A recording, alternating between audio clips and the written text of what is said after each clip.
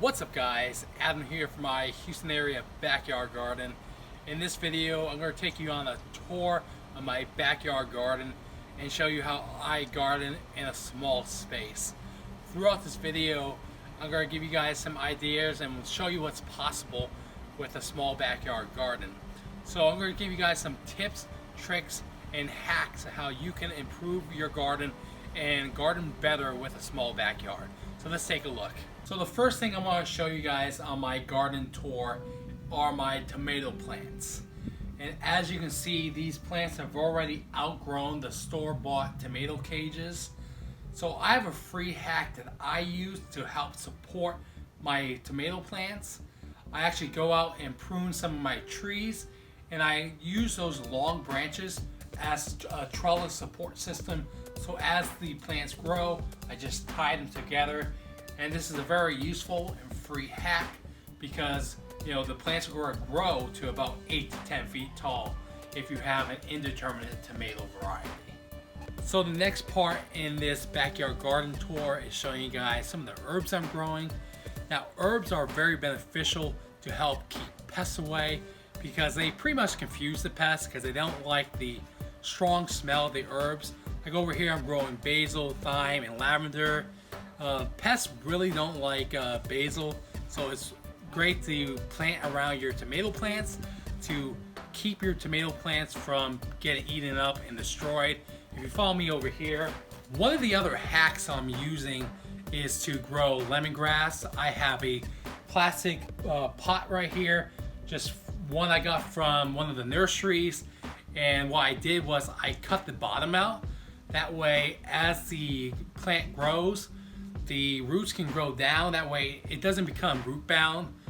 The reason why I have the lemongrass in a pot is because lemongrass can become very invasive and really get out of control. So as an attempt to try to keep the lemongrass in control and not grow too far outward, I want to be able to have the lemongrass being controlled so it doesn't grow too big. And this is also good for other herbs like lavender and mint as well. Those can really take over your garden. So the next thing I want to show you guys in this garden tour are some of my chili plants.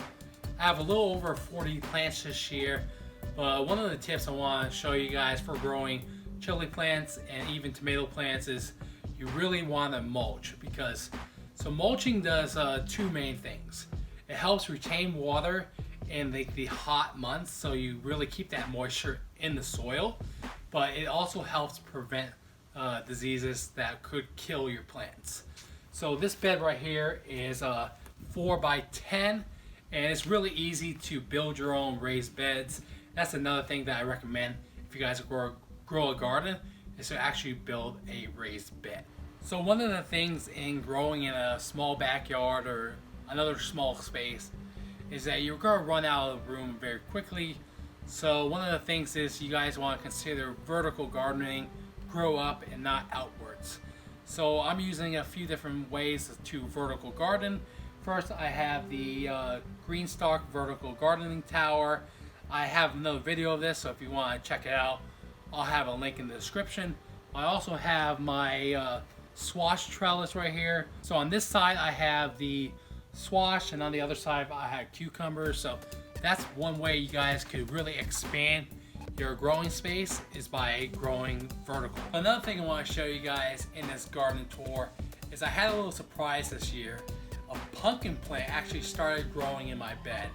So this is actually a volunteer. I mean, I didn't plant pumpkin seeds here, so that means like a bird or the wind blew these seeds into the bed. So considering this plant kind of worked pretty hard to grow, I decided to try to keep it and use some of the methods I talked about earlier, like vertical gardening, to try to grow this plant upwards. So the next thing I want to show you guys in my garden tour is my yellow habanero. Now this thing is huge. It's taking up almost an entire 4x4 bed. Now it's going on to its third growing season, so it's survived a couple winters already. It's just amazing how big this thing has gotten, and this year there's a ton of pods on it. But I'm growing a ton of other stuff around in this small space.